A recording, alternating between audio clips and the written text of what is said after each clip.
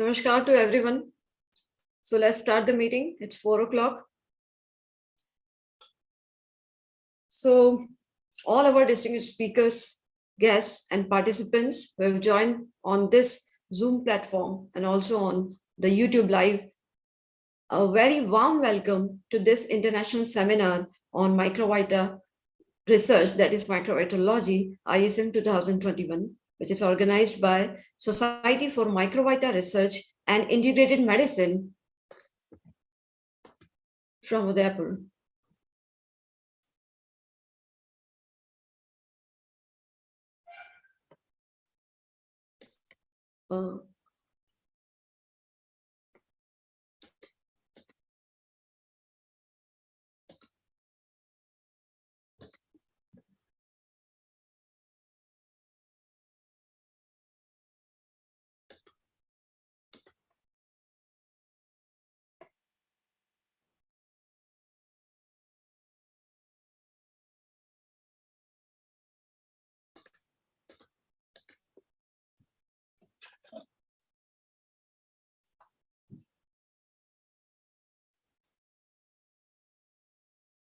So before proceeding further, let me tell you the reason for choosing this date, 31st December, as the seminar date.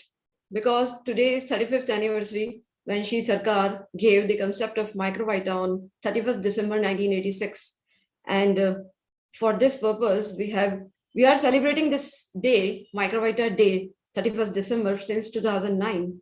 And today we have planned this seminar with excellent speakers.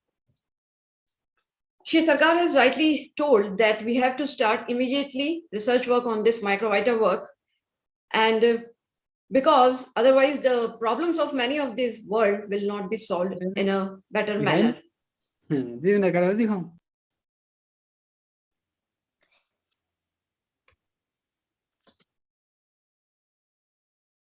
I will suggest everyone to kindly mute themselves.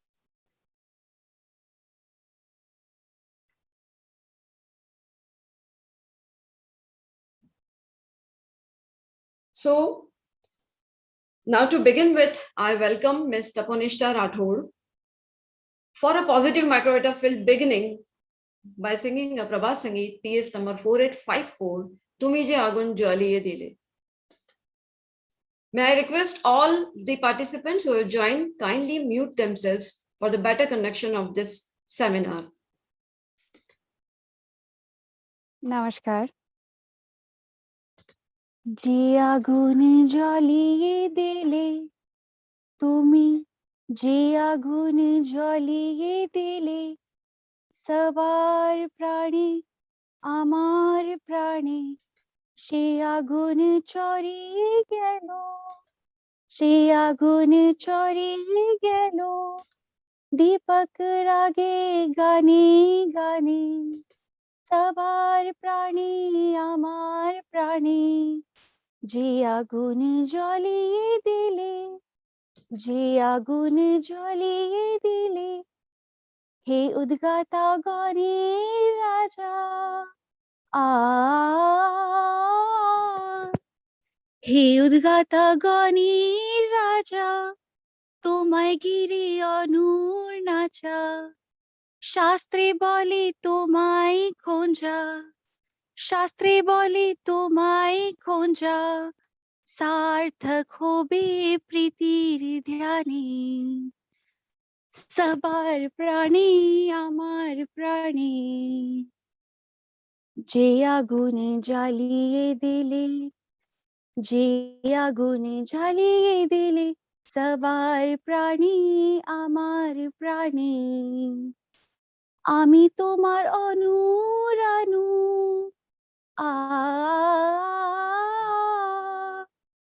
আমি তোমার অনুরানু, পরমাণু ত্রয় সরানু, পরমাণু ত্রয় সরানু, আমার তারে বাজাও বেনু, আমার তারে বাজাও বেনু, অহর নিশি কেন কে জানে, সবার প্রাণে আমার প্রাণে,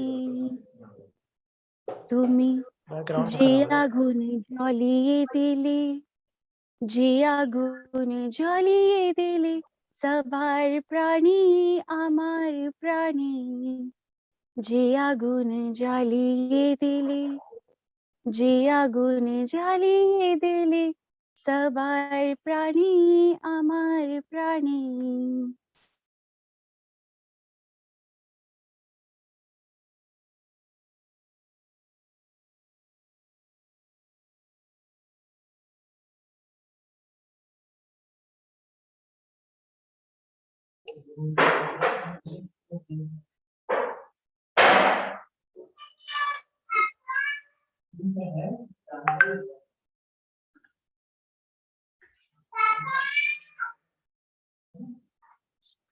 नमस्कार।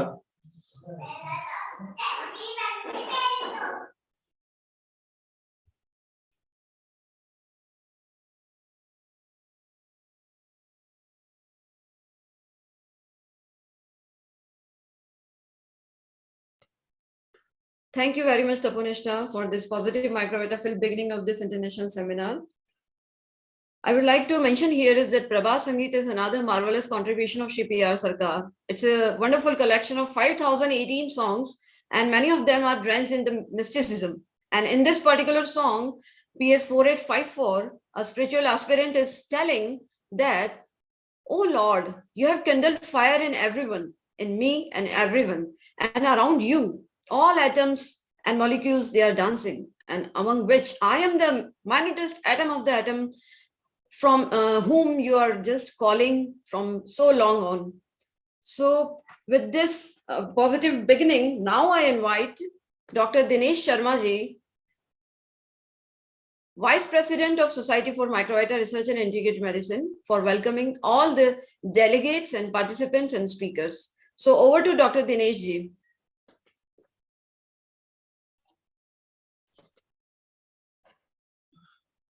Namaskar, everybody around the globe. Baba says the world of history is nothing but the history of Asia. History of Asia is nothing but the history of India. History of India is nothing but the history of Rajasthan. And history of Rajasthan is nothing but the history of Mewar and Hadoti.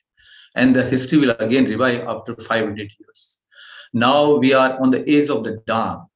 Only 17, 18 years are remaining. And we are definitely, we know that our Sadvipra Samaj will 100%, there will be a great sun rising.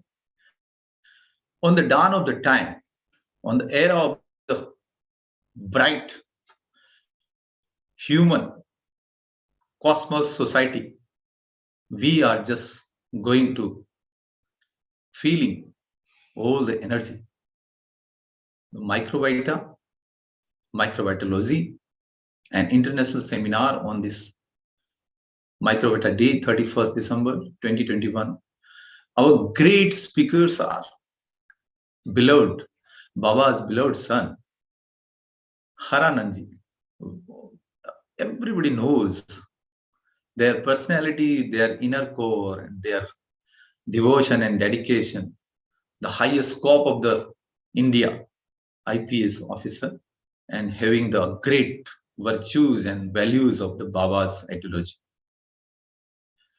And our second speaker, Dada Richard.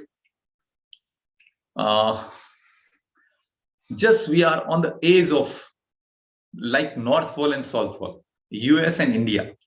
Just our traveling hours are just, there is a sun rising and there is a sunset. So it's a great event today. We are just expecting our great speakers. There will be a positive showering of the cosmos while they will be performing and they will be delivering their great speech. And we are just excited, curious to listen their voices. So welcome our great speakers today on the behalf of Microbiota Society and on the behalf of Dr. S.K. Vermaji. He is the beloved son of the Baba Shishya Anandamurti ji. And I'm just welcoming all the audience, all the beloved Baba's devotees, please hold their respiration and concentrate. Just we will get the great energy from our speakers. Most welcome, most welcome, most welcome, our speakers.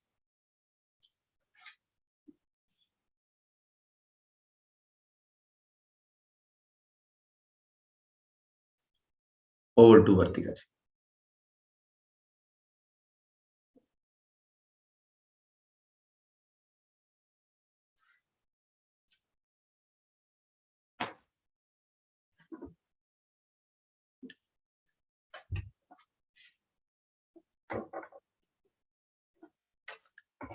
We are just hoping that today the session will be very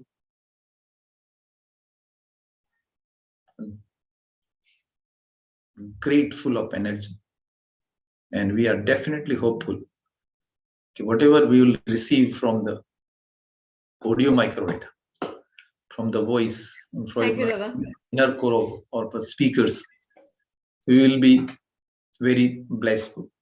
Yes, welcome, welcome again. Thank you very much for welcoming our all guests and participants. And now it is time to brief everyone about the activities of Society for Microbiota Research and Integrated Medicine. So let me share the screen, and I hope the screen is visible to everyone. Visible. Visible? Yes. Visible. Yeah. So the Society for Microbiota Research and Integrated Medicine, it was established in 2008 to propagate the science of microbiota and integrated medicine at various levels. And the historical thing about the society is it is the first registered academic society in India, and it is having 116 life members who are working for this cause, and 9 members have been awarded the fellowship of this society, who has done extensive work in the field of microvitology and integrated medicine. Society is regularly publishing a bulletin on microbiota research and integrated medicine since 2009, and its 13th volume is in progress. And as I've already told, that society has first time designated 31st December as Microbiota Day, and it is celebrating it since 2009. Society has first time coined new terminologies like microvitology, microvitopathy, microvitopsychopathy, microvitocytology, microvitotherapeutics, NAMID, co-NAMID, and recently microvitophage, that is going to be released in this 13th volume of SMRIM. And for the first time, we have organized international seminars on microbiota research in India, in Udaipur. The first seminar, it was organized in Udaipur in 2012, and the second seminar was organized in 2016. And today we are witnessing the third international seminar on this virtual platform. Besides, we have also organized some other events like this meeting on traditions and modernization, a dialogue on psychology, microvitology, and new humanistic ideology in 2018. We are also propagating P.R. Sarkar's contribution on microbiota, medicine, and neo-humanism in various national and international conferences and seminars and symposia, and also publishing this research in national and international scientific journals. For the first time, we have scientifically validated medicinal properties of the plants which have been mentioned by P.R. Sarkar in Yogic Chikitsa. The plants we selected were small cardamom, greater cardamom, cinnamon, bhumikushman, and samal. And the historical work was done on the samal plant. Like this was the first book which was published on samal tree in 2012 by Springer. Then we have first time reported medicinal properties of samal roots in various scientific and national and international journals. Then for the first time, we have initiated samal conservation mission to save the samal tree from extinction in Udaipur city due to Holika Dahan. And for this purpose, we have collected seeds of samals, we have prepared saplings and planted them in and around Udaipur city with the help of various organizations. Besides, we have also propagated the novel concept of eco-friendly iron pole burning instead of samal tree burning in the Holika Dahan. And this concept was given in 2011, and it is still being implemented in various societies in Udaipur city and nearby areas. Then in 2021, we have first time designated Samal Day, which is going to be celebrated every year on Maghi Purnima, that is the full moon day of the Magh month as per the Hindu calendar. Then we have also worked for the conservation of Adansonia digitata, that is known as Kalpvraksh or Biop tree, and we have collected the seeds, then again raised the sapling, which was very difficult, and still we got the success and planted them at various places in Udaipur city. Then we also first time analyzed plant wealth and animal wealth present in the 5018 songs of Prabhat Sangeet and published them in the SMRIM. Then we are also organizing solar cooker awareness workshops among the people to make them aware about the solar energy. And we have for the first time arranged first solar cooker recipe contest in Udaipur. Then even a 7 days yogasan seminar was also conducted in 2015. Then we are also celebrating different international days like Yoga Day, Kaushiki Day, Prabhat Sangeet Day, Microvita Day, and so on. And due to all such historical events, society was awarded with the Best NGO Year of the Year award in 2021. And in future, we are going to plan to have more national and regional level seminars on Microbiota and have more collaborative research work in the field of microvitology and integrated medicine. So with this, I urge all of you to join the society for this noble cause. Thank you very much. And now let's move ahead. And now I invite Dr. S.K. Verma, sir, President of the Society for Microbiota Research and Integrated Medicine, to deliver his talk on microvitology, the concept of this microvitology, its past and its present. So with this, I invite Dr. Verma. Over to Dr. Verma.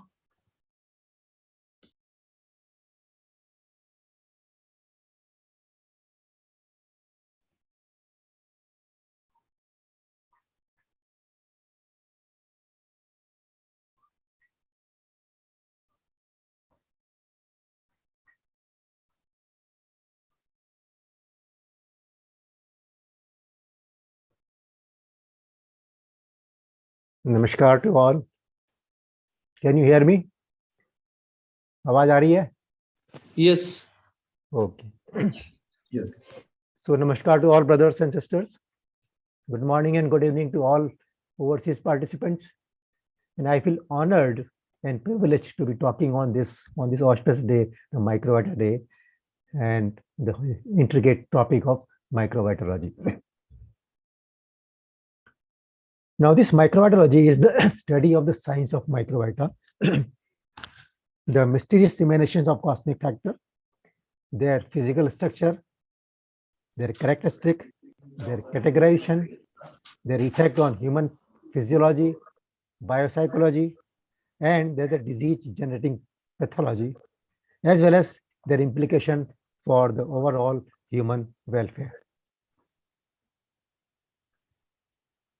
As I'm told that many terms have been used: microbiotopathy, microbiotopsychopathy, microbiotophytology, therapeutics, and microbiotophages that have been used for the microbiotology. Now, this concept of microbiotology, it was 31st of December 1986 when Shri P.R. Sarkar, the propounder of this concept, first gave discourses on this microbiota. I was fortunate enough to be there physically and witness that historic event. In his first discourses, he stressed the need of research for this topic for overall well-being of humanity.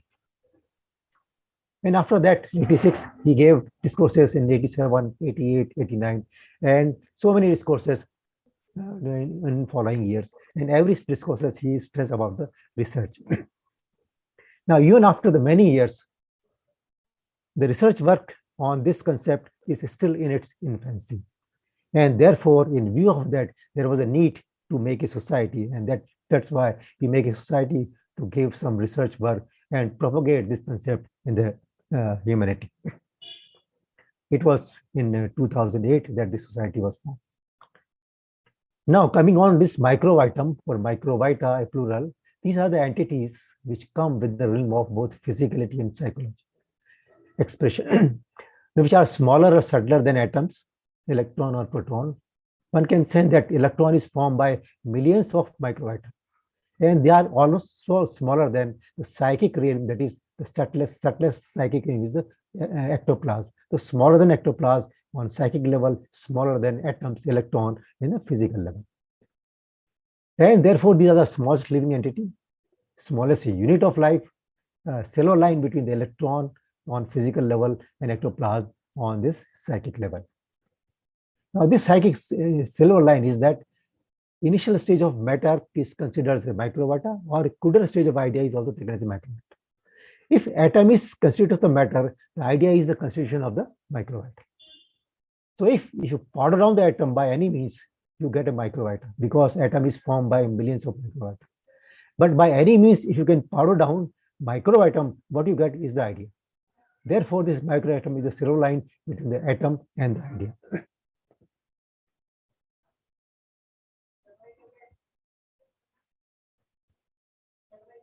Now, it has a basic characteristic of existence, multiplication, mobility, death, like any living organisms. They are small, basically indestructible. One cannot destroy this microbiota by any means. They exist in any level of temperature or pressure. They move throughout the galaxies, stars, planets, and they affect the humans, animals, plants, and matter. They move through different medias, influences, and even through the thought waves. They move throughout the entire universe, unbared without the caring for the atmospheric conditions, and move through the medium or media like sound, textuality, forms, figures, smell, or ideas. What about the structure of this microbiota? Microbiota is a minus entity. It cannot have a structure like that of an atom. By nature, it is more of energy than matter and travels and moves through inferences. By nature, they can be positive, they can be negative, or they can be neutral microbiota. Depending on the density, they can be crude. The crudest variety of microbiota is what the scientists call as a virus that can be seen. The subtle varieties come within the scope of perception through their external faculties, and the small subtlest variety, they come within the scope of a special type of perception or a special type of conceptual mind. The positive microbiota, they usually affect the pro-ectoplasmic activity, most ectoplasmic than matter.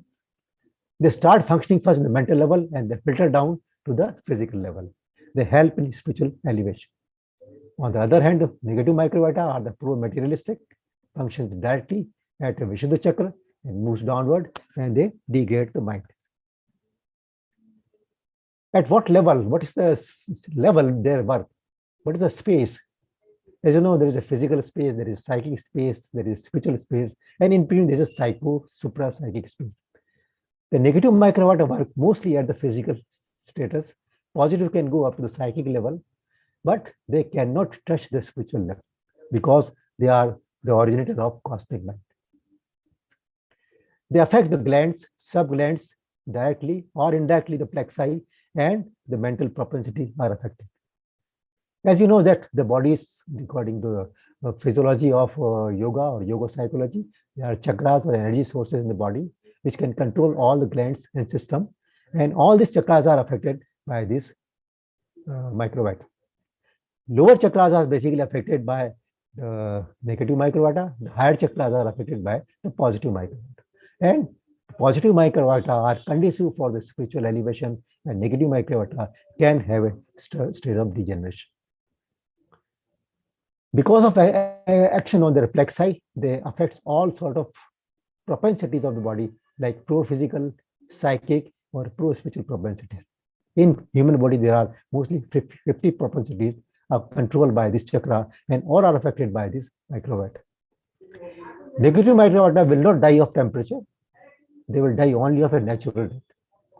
For their premature killing, the number of positive microbiota has to be increased, and they will engulf, they devour the negative microbiota, and the person can be cured because of negative microbiota. Otherwise, the person will die because of the negative microbiota. What the term we are using, virus, is a vague term. The Latin derivative means the slimy liquid or a poison, and it does not connect to the smallest living entity as the term microvita is. And therefore, the better term for virus is the microvita. The crude variety of virus, that is, the crude variety of microatom that is seen by microscope, is the crude variety of microvita. As such, we are living in the world or the ocean of microvita. Microvita flowing and moving in circumferential style, and even coming from extraterrestrial sources affecting human body and the mind. Healthy body or in a healthy society, there is a control of positive and negative microvita. There is a balance of positive and negative microvita.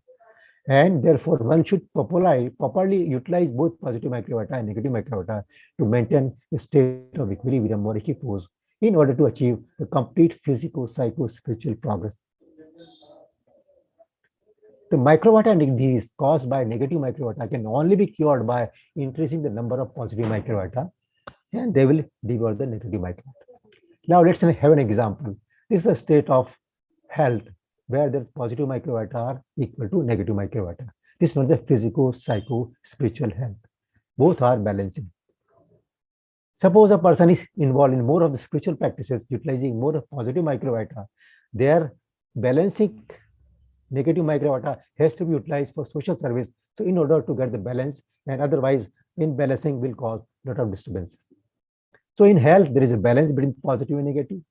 When the negative microbiota overcomes the positive microbiota, there is a disease or a degeneration.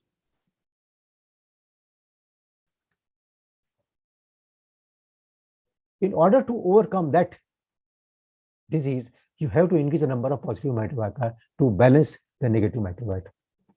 And therefore, the balancing is the health, the disbalance is the disease, and the treatment is just to again rebalance the positive and negative microbiota. And these negative microbiota prefer the methods of unnatural living style, what we are having today, immoral thinking, behavior, preferential diversion towards the materialism. They are all attracting the negative microbiota. While inflow of positive microbiota are because of diet like essential diet, proper yogic posture, internal and external cleanliness, psychological like good thinking, good company, good books, good songs, and psycho-spiritual meditation and keep them done properly. In our ancient scripture, the ancient sages have described 7 types of microbiota with a different characteristic. And therefore, the ancient traditional knowledge has been modernized and put in a scientific way by Shipyard Sarkar. So this is an example of synthesis of modern and ancient wisdom, which was brought down by the Shipyard Sarkar. Now, besides these applications, there are many applications of microbiota in chemistry, in biology, even in commerce, even in pharmacology or pharmacy, even in biotechnology, biochemistry, and all these are affected. And therefore, Sarkar what has stressed that there should be extensive research regarding this microbiome or the microbiota. And for that, we have to start our work. The work is gigantic, and the research work is regarding microbiota immediately without any further delay. Otherwise, many problems in the modern society will not be solved in a nice way. So, health is a physico-psycho-spiritual balance between positive and negative microbiota. The disease is physico-psycho-spiritual degeneration, negative, the positive microbiota, and the cure of the disease is a psycho-spiritual progress. That is, positivity if it becomes more, then it is the psycho-spiritual progress for the cure of the disease. So these microbiota are mysterious. They are not creation of the human beings. It is not possible for human beings to release microbiota into the vast cosmos. What to say about the superhuman beings? Even the normal human beings cannot cause anything about this microbiota. And these microbiota are emanations from the supreme entity. What we can call is a cosmic kindness or grace of supreme consciousness. And the research is going on throughout the world in Germany, Sweden, Australia about all this new scientific topic of microbiota and microbiota. Thanks. Namaskar.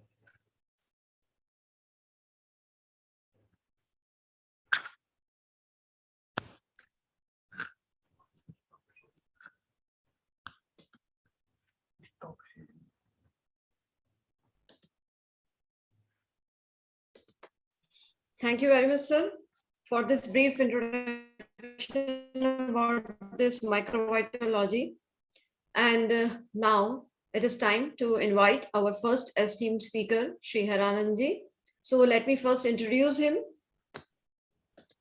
Shri Harananji, he received his MA degree from History subject from Hindu College, University of Delhi, and then he joined civil services in 1983 as Security Commissioner of Indian Railways. And then he served as Principal Chief Security Commissioner from 2003 to 2016 at Allahabad, Jaipur, Delhi, and Patna. And he has received his training at Singapore, Malaysia, FBI Academy, USA, and also in Germany, France, and UK. And he is also visiting faculty at various training academies all over the world. And for his meritorious services, he has been felicitated with Indian Police Medal, Director General's Insignia for Commendable Services, President's Police Medal for exemplary services over 20 years, and also Maithili Sharan Gupta Award of Ministry of Railways for an anthology of poems in 2002. So with this brief introduction, now I invite Shri Harananji for his deliberation. Over to you, sir. Thank you, Dr. Jayan. Thank you very much.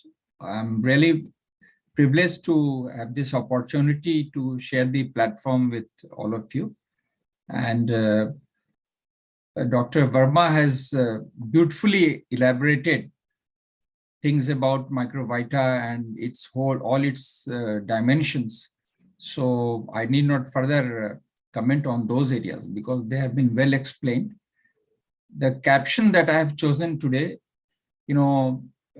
appears apparently to be strange in the sense that neo-humanism, its connectivity with Microvita, and I've used a word praxis, which is a very common word used in humanities. So praxis is the action part. So how, because as Shri P.R. Sarkar used to say that ideas which do not see the light of day are of no worth.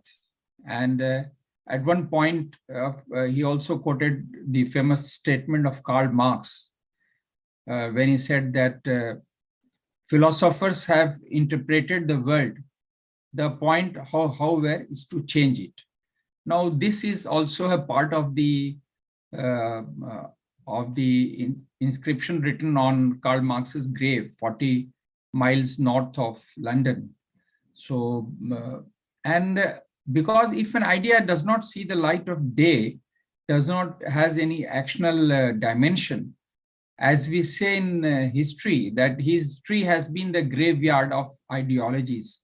So we have seen a number of ideologies which have emerged on the intellectual horizon, on the social horizon, on the international horizon. And since they could not really see the light of day, so they are lost in the labyrinth of history, and nobody knows about them in details. Now, the basic thing is why I wanted to discuss this topic in this international forum, because neo-humanism, has to be understood properly in its proper perspective, because everybody knows, those who have studied history, even otherwise, what is humanism. So, the Renaissance movement, as we know in the medieval Europe, was totally focused on human beings. As we say, it was anthropocentric. So it was it was centered around the existence of human beings. But in the process, what happened? It ignored the other creatures of the world, the flora, the fauna, and there are, in the whole cosmos, there are so many things, living and non-living, apart from Homo sapiens. So that was a serious constraint on the humanistic thinking, humanistic ideology, when the Greek philosopher, the famous Greek philosopher who came before Socrates, Protagoras, he said that man is the measure of all things. So man has the right, as he said, to decide what is ethics, what is law, and what happened. This whole philosophy of anthropocentrism led to the rise of humanism, individualism, materialism, and ultimately a hedonistic philosophy came up, which believed in basically the Charvakian doctrine of yavat jivet sukham jivet ridam kritva kritam pivet. So enjoy life to the maximum and forget about all these things which are talking about metaphysics and afterlife and something which is not concrete. Let us forget about it. Let us not worry about births and deaths. Let's live this life to the maximum. So the whole concept of Renassa Universal, that certain words that were used by Shri P.R. Sarkar have to be understood in proper perspective. He used the word universal because not only because he wanted to make it an international phenomenon, he used the word universal because he wanted to include everything that was there in this cosmos, in this Renassa movement. So his emphasis and his focus moved from anthropocentrism, from human beings. Human beings remain in the limelight, there's no doubt about it.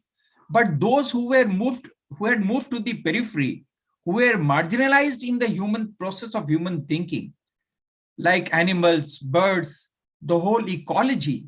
So he said, no, you have to take care of this entire cosmos. Fine, you are human beings. You are the best creature of this world.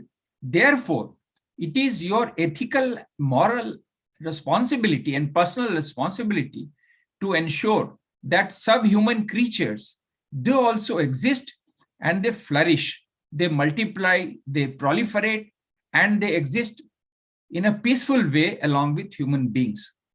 So what happened in the process of this materialistic development, human beings thought that they are at the center of everything, and they ignored and neglected the entire other world. And by other world, I don't mean the metaphysical world. That also remained neglected to a great extent. I mean the world of subhuman creatures, flora and fauna and all those things.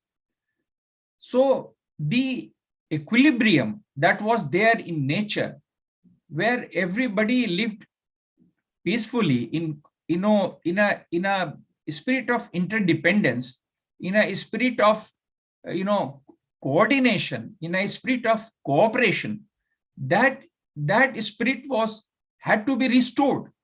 So the emphasis of Shri P.R. Sarkar was on restoration of equilibrium. This word has been used rightly by Dr. Verma when he talked about equilibrium and equipoise. So that Shri P.R. Sarkar said that at the physical level, equilibrium is lost. At the psychic level, he called it equipoise is lost. And at the spiritual level, again, it is lost. So he said that we have to restore this equilibrium. And by we, I mean the Homo sapiens, the human beings. It is their responsibility to restore equilibrium, for which he used the word prama, a Sanskrit word. And then he also gave the charter, not only of duties, but also he also indicated the path, the methodology through which we can proceed. So that's why I thought I should try to find the correlation, the points of convergence between neo-humanism and Microvita. Today, since everything has been explained so beautifully by the president, Dr. Verma, I would like to focus mainly on at the loss of equilibrium at the psychic level. At the physical level, yes, we know here Shri P.R. Sarkar gave the philosophy of Prout to restore equilibrium. And he also said that at the physical level, it can be restored in 4 different ways. But since my focus today is on restoration of equipoise at the psychic level, let us first see what Shri P.R. Sarkar had to say about the loss of equipoise at the psychic level. Now, in a famous discourse, which I found to be very, very significant, he says that there are 4 main causes, roots of psychic afflictions. So he says, and he explains in his famous discourse about this whole phenomenon of this psychic afflictions. I would just briefly go through those points when he talks about it. So he says, one cause is praman. He uses the word praman.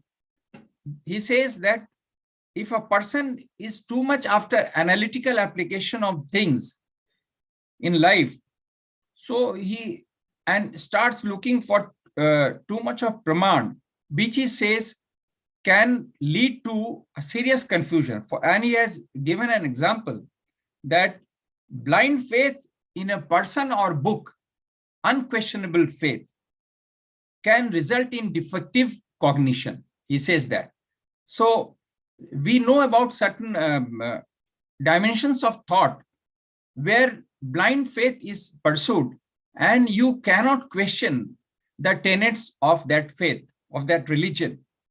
Secondly, when he talks about defective cognition, he uses the word viparya vritti. He says that one can acquire false knowledge about something which does not exist. And then he gives the example of seeing a mirage in a desert.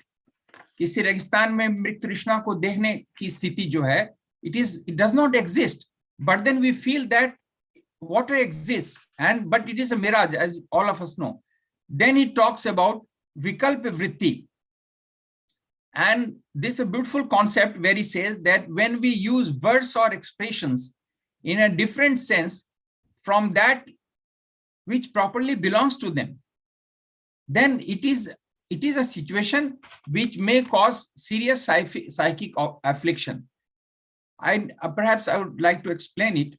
For example, if somebody makes a statement about somebody and that is not properly understood, the whole thinking will change. The whole thinking will change.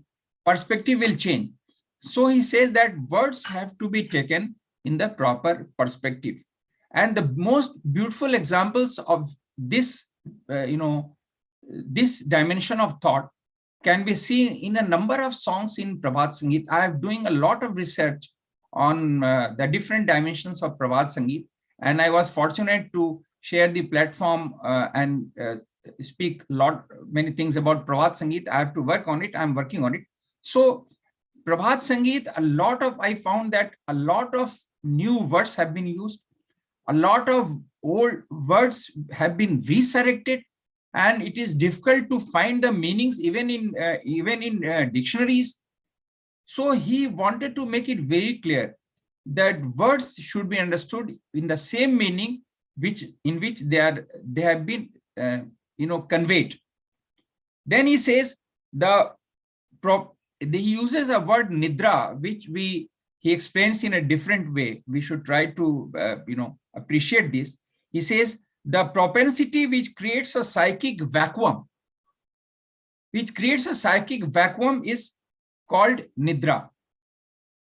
Now, this psychic vacuum, many times we have experienced, all of us must have experienced, that suddenly we feel that there is a void in the mind, and we say, I'm not able to understand anything. Especially when you suddenly get up from deep slumber after a shock or a jerk, then you are flabbergasted, you are dumbfounded, you don't understand what is happening around. So that is a very precarious situation when Shri P.R. Sarkar says that this has to be guarded against. It's very interesting for me to add, as a student of history, that 6 months before his departure from the world, Lord Buddha, gave a series of lectures right from Vaishali to Kushinagar, where he left his mortal where he left his mortal body. He gave a series of lectures on mindfulness, when he says that one should always be aware about the reality around, what is happening around and what is existing around you. One should not be forgetful about it. So a series of lectures of Buddha are there in a particular Buddhist text on this aspect of mindfulness, which is a great term in Buddhism. And lastly, he says, Smriti Vritti. Now, this is a very interesting thing. The present world is full of information. We say we have an information overload, and many people get confused because there is so much of information flowing through so many channels, whether it's media or other channels, that we lose the center of psychic gravity. So this memory, unless we make it a permanent memory, which is called Dhruv Smriti in Tantra, in which you always keep remembering God. So that's a very difficult scenario to achieve.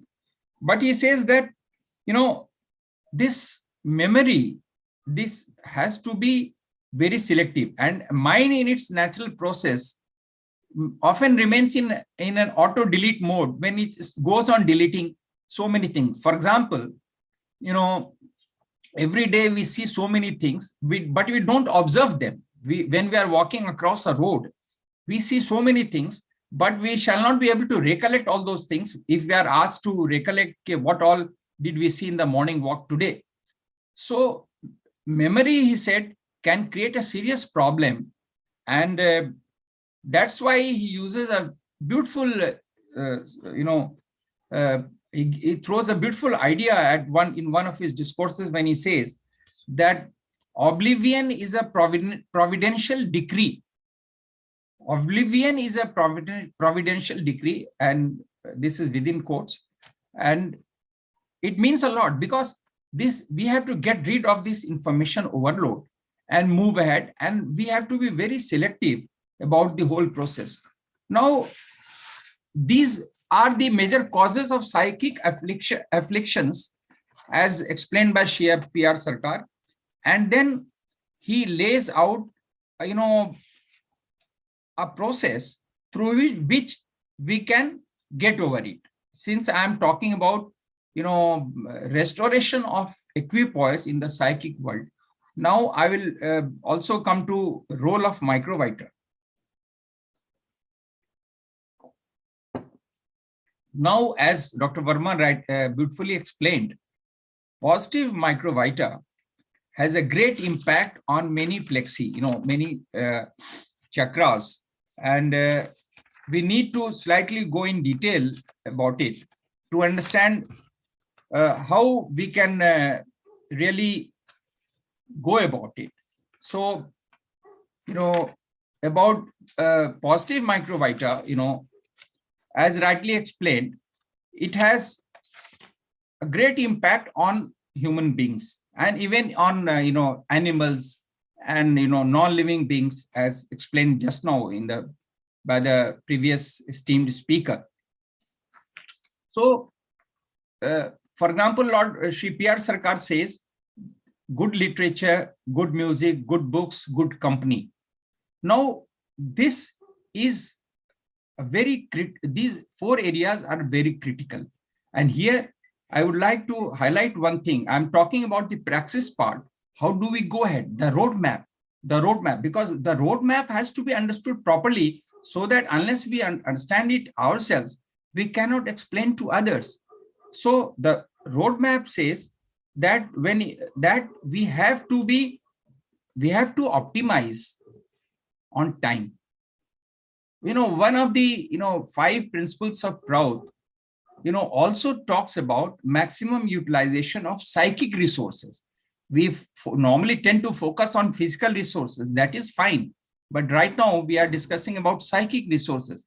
So how do we move out of these psychic afflictions which I right now discussed, and how do we go ahead? So the first thing is that we have to optimize on our resources, psychic resources. What are those resources? time and energy. Now, all of us know that we have 24 hours at our disposal, and we have to capitalize on those with that limitation. So basically, if we spend 6 to 8 hours in in slumber, in sleep, then we have maximum of say 15-16 hours for utilization. But have we really analyzed whether we are utilizing them properly? We are utilizing those hours properly? What is our schedule for the day?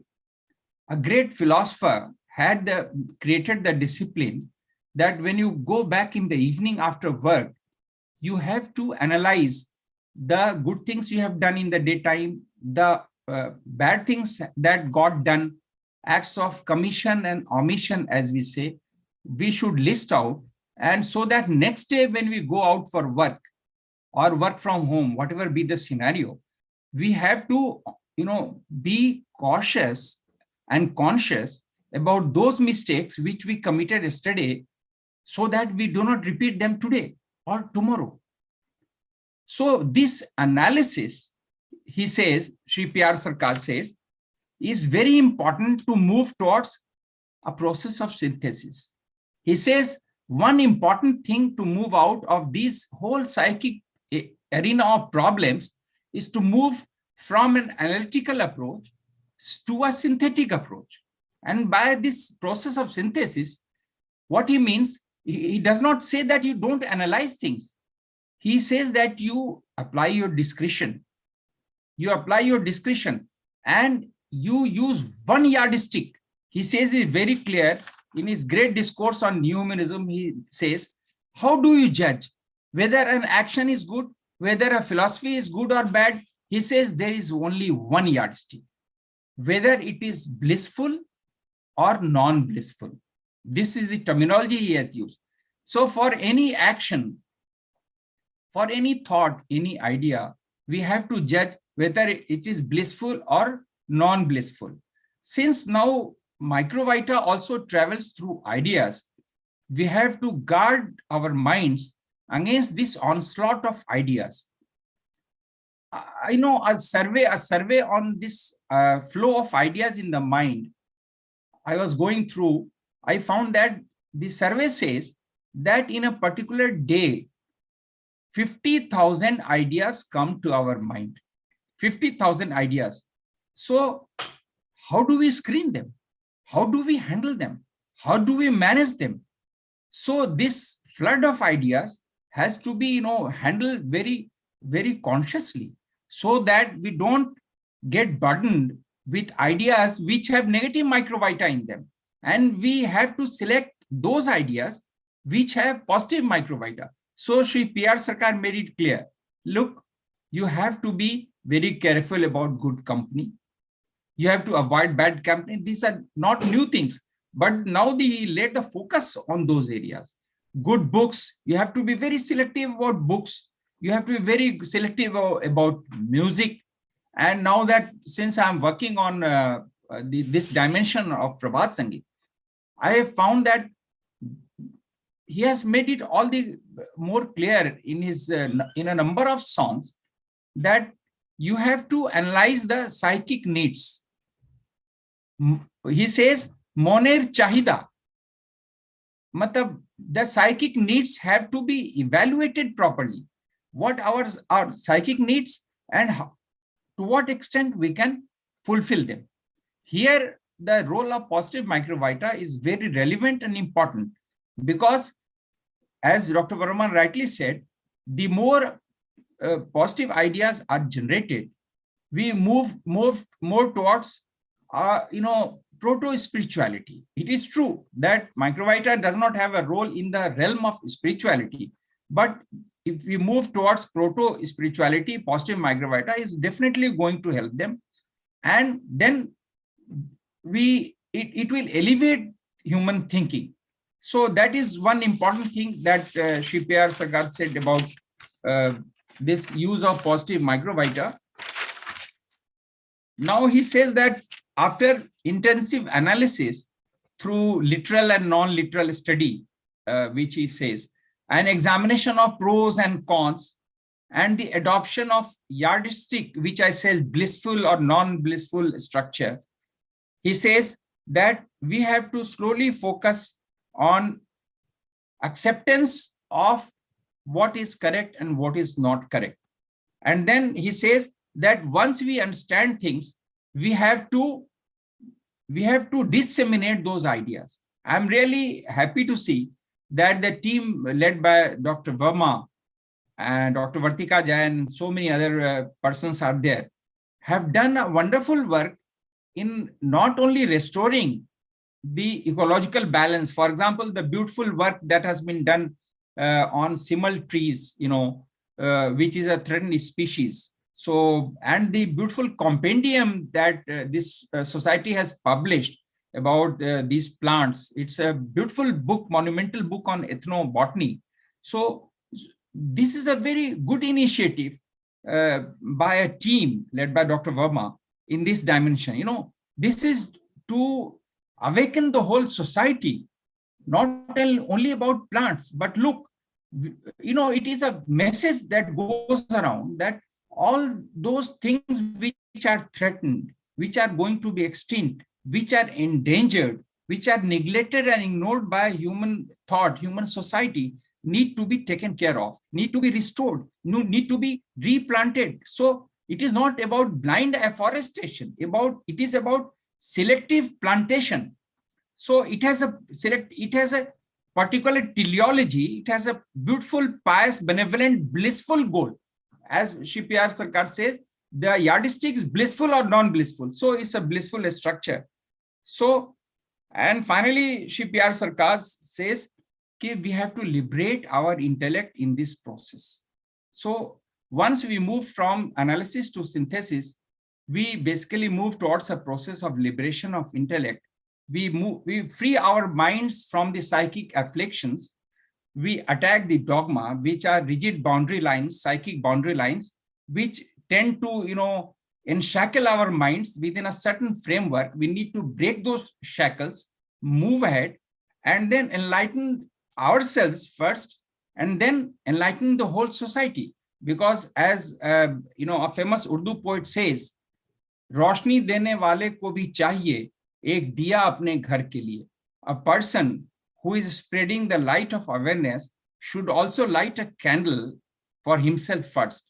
So, Microvita is initially lighting the candle at the individual level and then at the social level.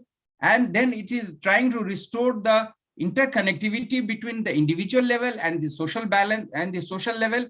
In the process, it is restoration of, balance, restoration of equilibrium, lost between society and individual, lost between society, Homo sapiens, and animals, creatures, plants, animals.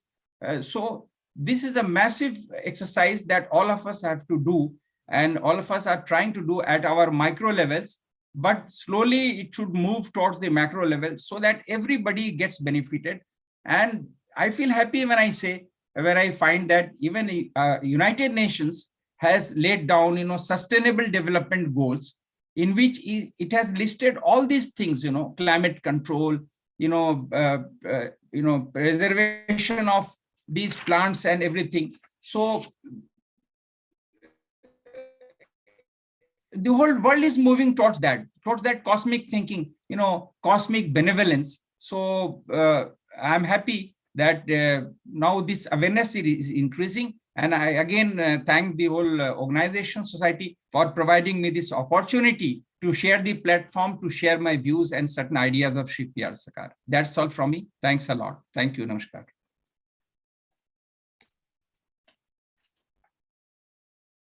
Namaskar, Shri Haranji, for the eloquent speech on this neo-humanism and its praxis in context with microbiology. And I can see that you have touched even the Proud's principle, and even you have touched the neo-humanism and the dogma and many other aspects, Prabhat Sangeet, and a beautiful lecture you have given to us, and I hope all the participants must have been benefited by you. And if participants are having any question, they may just type in the chat box and we can take it afterwards at the end. And as you have rightly said, sir, that neo-humanism is basically love for animate and inanimate, and even for an atom, and even for microvita, the love for microvita is also part of this neo-humanism. So we have to start research work on this aspect as soon as possible. So thank you very much, sir, for giving us time in this international seminar. And with this, now I move ahead. And I would like to introduce our second esteemed speaker, Dr. Richard Gauthier from USA. So let me introduce him. Dr. Gauthier has an academic background in physics. He has done his BSc from MIT University and MSc from University of Illinois, Chicago. And he has done his PhD in experimental psychology from Stanford University, which is one of the most reputed universities in the world.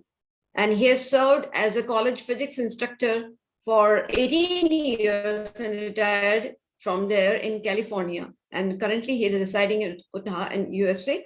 And his research interests are quantum physics, particle physics, mathematical physics, Indian philosophy, quantum cosmology, philosophy of quantum mechanics, astronomy, astrophysics, quantum field theory, general relativity. And with all these, he is also working on the microvita physics research, and his detailed biodata is available on the website academia.edu.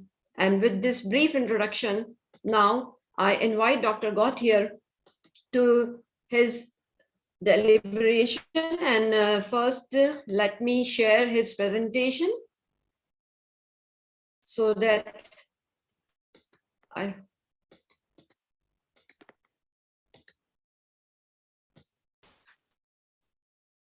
is it visible? Yes.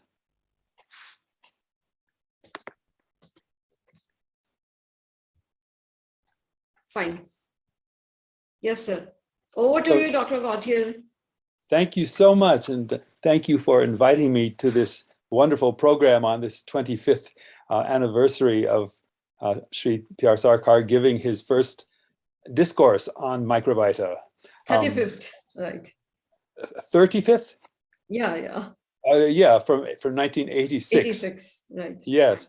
So I was unfortunately not able to be present at that first discourse, but I was very inspired when I heard about it, and particularly Sri P.R. Sarkar's emphasis on doing research and to develop the theory of and application of microvita for the benefit of society. And this has been the emphasis of the Microvita research organization also. So my first research application was actually not in physics for Microvita, and didn't come until I heard Sri P.R. Sarkar's Our Renaissance Universal discourse from 1987, which was 4 Dimensions of Micropsychic Longings.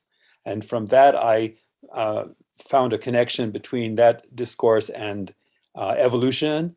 And so my first actual creative research and writing about Microvita was in the biological and medical area, and I know that's been the emphasis of Microvita research for many years, and rightly so. But when I heard later on another discourse of Sri P.R. Sarkar, he talked about carbon atoms being formed by the solidification of Microvita.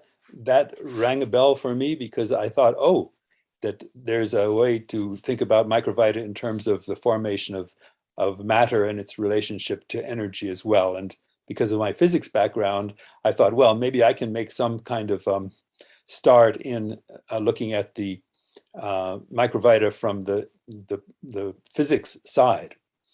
And so I actually started out thinking about how microvita could form electrons because they're a fundamental physical particle.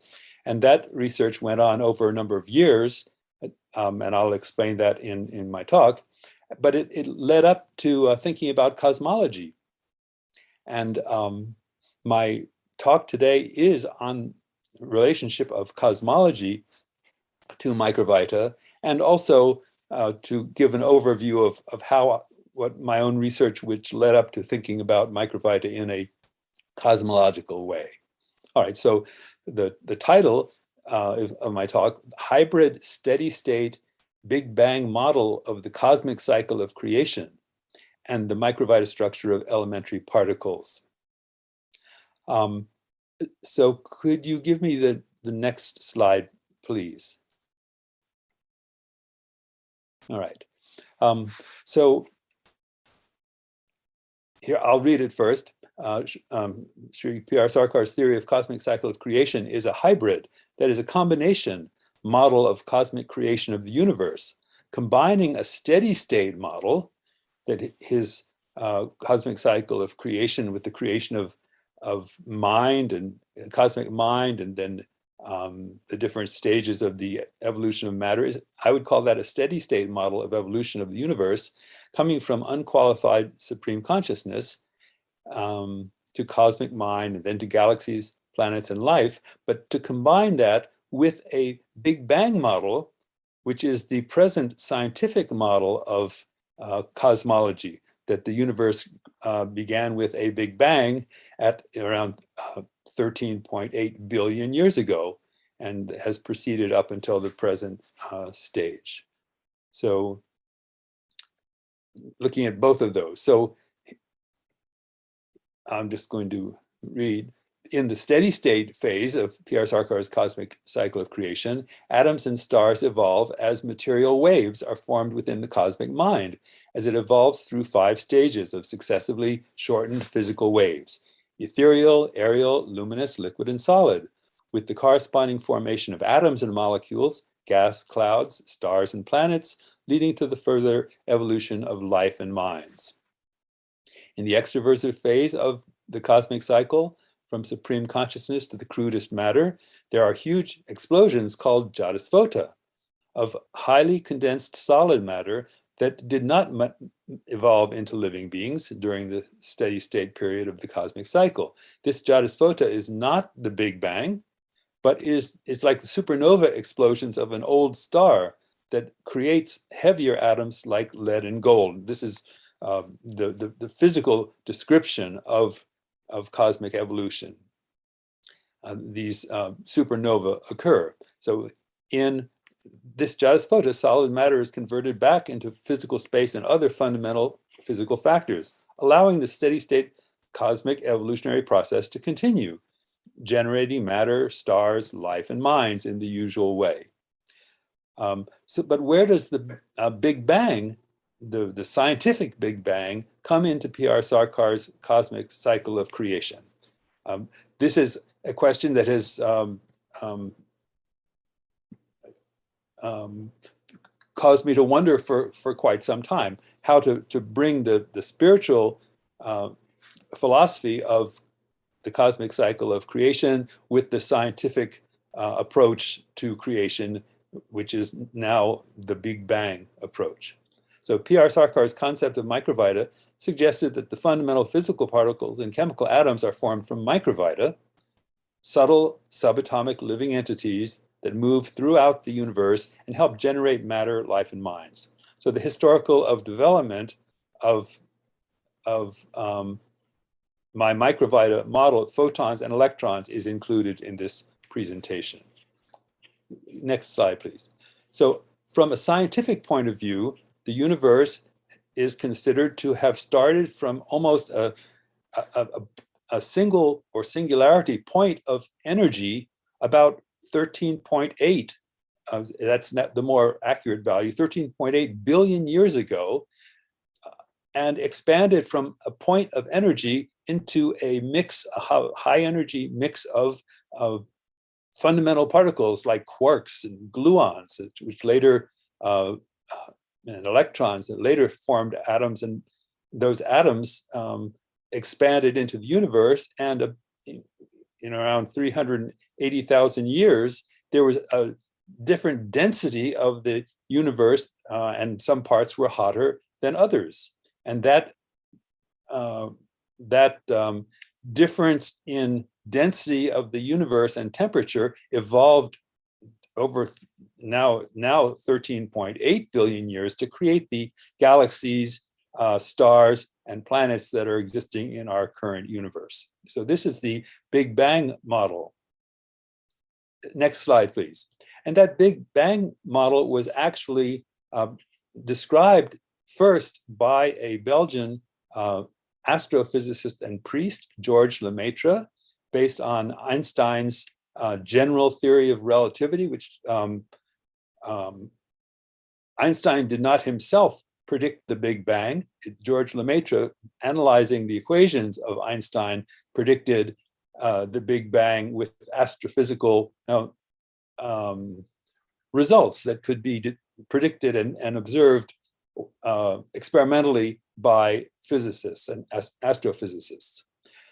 Another astrophysicist who considered the origin of the universe did not like the idea that the universe came from a Big Bang because of its theological implications, and he proposed that the universe came in a steady state way, with atoms occurring from time to time in an otherwise empty space, and a continuous evolutionary process going on without any particular Big Bangs. In fact, Big Bang, he thought, was just a kind of a joke.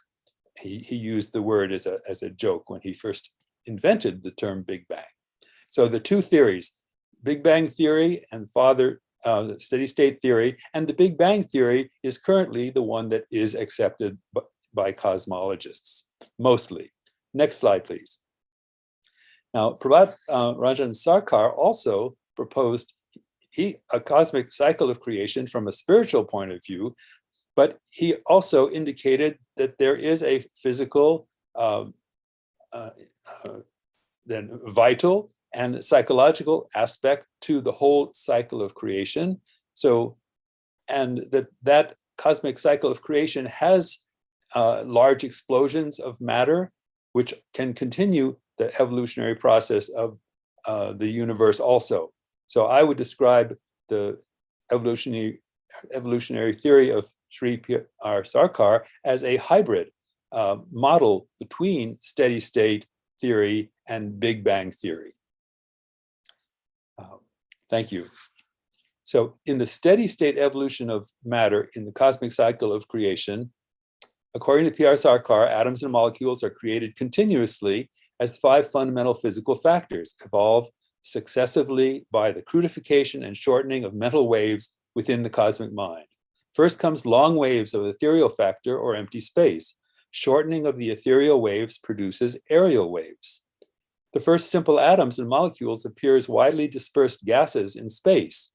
This is all, I'm talking about the cosmic cycle of creation of P.R. Sarkar.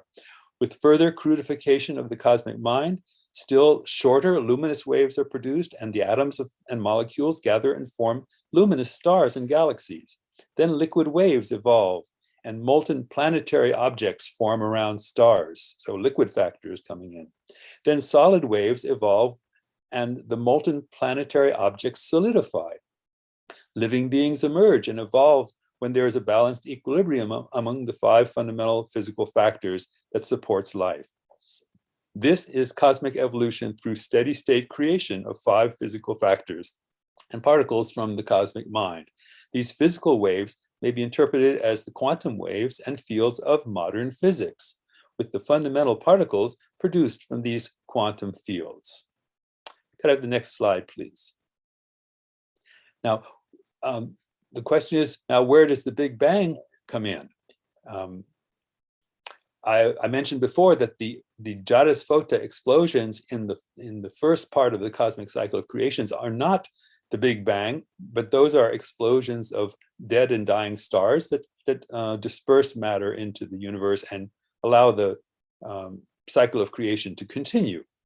But so we have to look elsewhere for explaining the Big Bang that scientists and cosmologists describe. But here's a quotation from Sri P.R. Sarkar's Future of Civilization, given in May 1966.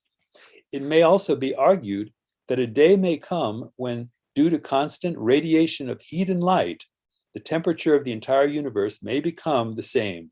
That is, the thermal death of the universe may occur. In the absence of external heat, the universe may cease to exist. This means that humanity will also perish. But it can't happen. Cannot happen. There can't be a thermal death of the universe. The solidification of the object will result in Jadasvota. Now we're talking about the end of the current, you can say the current, it looks like the current universe where it looks like thermal death is about to occur. And how can humanity exist in the thermal death of the universe? But what happens? The solidification of the object, some solid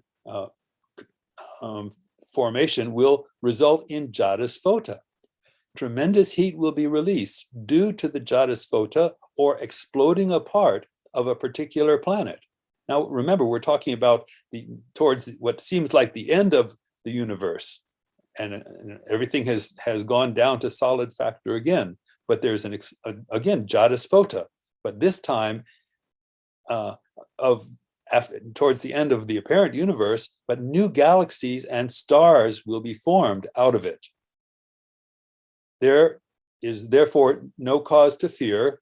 The Earth may one day become extinct, but humanity can't cease to exist. So this Jadasvota that looks like it's going to happen at the end of the universe, it seems to be what creates new stars, new galaxies, and that to me is what sounds like the Big Bang, which is an explosion which creates galaxies and stars and allows the universe to continue to develop. Well, according to P.R. Sarkar, that Jadasvota is just a continuing process of a universe that has already been evolving. It's not an explosion out of nowhere. All right, so if we look at sort of an overview of Sri P.R. Sarkar's approach, he starts out and that there is unqualified supreme consciousness, that's so-called Nirguna Brahma in Sanskrit, and then the cosmic mind evolves out of that when that supreme unqualified supreme consciousness becomes qualified and then evolves a cosmic mind.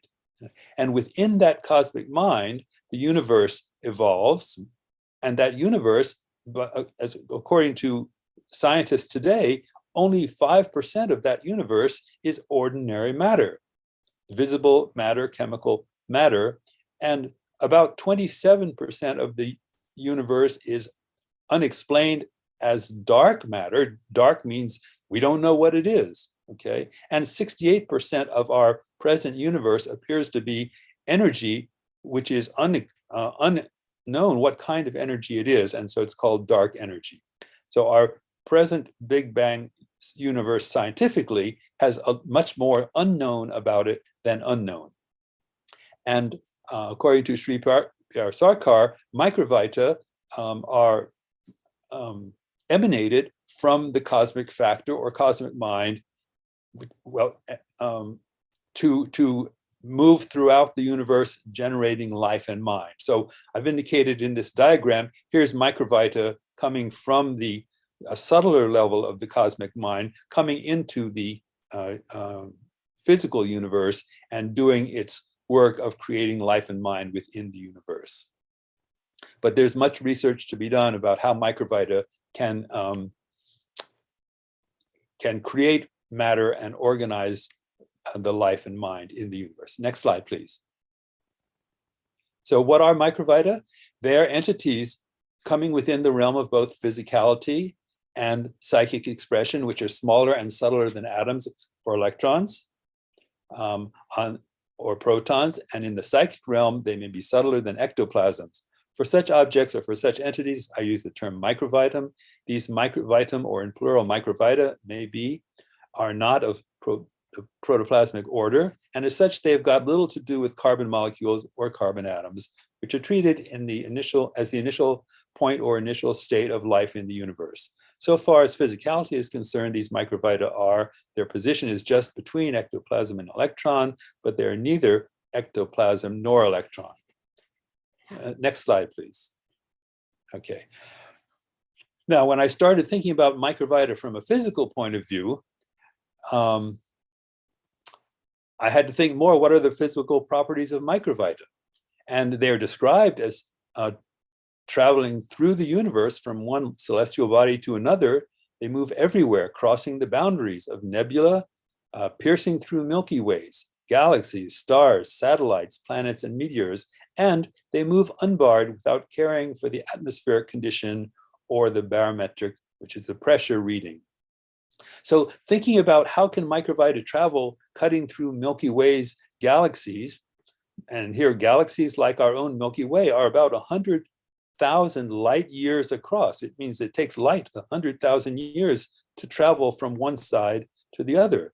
So to pierce through galaxies, which would take a ray of light 100,000 years to cross, this suggests that microvita can travel faster than light. Otherwise, how could we describe, or Sri P.R. Sarkar describe microvita as piercing through Milky Ways and galaxies? They must be able to travel at tremendous speeds. So my modeling of physical particles used the idea that microvita can travel faster than light. Okay, next slide, please. So I started in 1992. Actually, I think I was thinking about this for 1 or 2 years earlier, but in 1992, I did a geometric and physical modeling of the photon, the simplest, physical particle of light, treating it as being composed of microvita that are actually moving in a helical path, like this in two dimensions. And if microvita could move in a helical path to form a photon, a particle of light moves forward at the speed of light. This is well known, that all electromagnetic radiation moves at the same speed, the speed of light. But if you think of it being composed of particles that are moving in a helical way, then those helical particles would have to travel faster than light in order for the photon to move forward at the speed of light itself. So I took the physical, let me just read this, superluminal microvita helix properties. So I proposed that a photon of light was composed of a helix of moving microvita. And the properties are calculated geometrically from the photon's physical properties. From my background of physics, I knew what the speed of photons were, their momentum, their energy, their frequency, and wavelength, and they have a spin property as well. They a certain kind of rotation quality or angular momentum. So putting these physical properties together into the model of a photon being composed of microvita moving in a helix, I solved that geometrical problem and found that the microvita, in order to meet the properties of photons, the microvita have to move at a speed of the speed of light, c, times the square root of 2. That came out of my calculation of the microvita model of a photon. So c times the square root of 2, which is about 1.414 c. That is, the microvita forming the helical motion of a photon would be moving faster than light at a particular velocity, and that velocity would be true for all photons, whether they were from radio, visible light, ultraviolet, X-rays, gamma rays. All of the microvita forming them would move at the same speed. All right, next slide, please.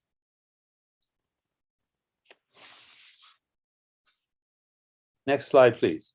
Okay, so since 1992, the concept of microvita traveling faster than light and composing fundamental physical particles like photons and electrons has been evolving.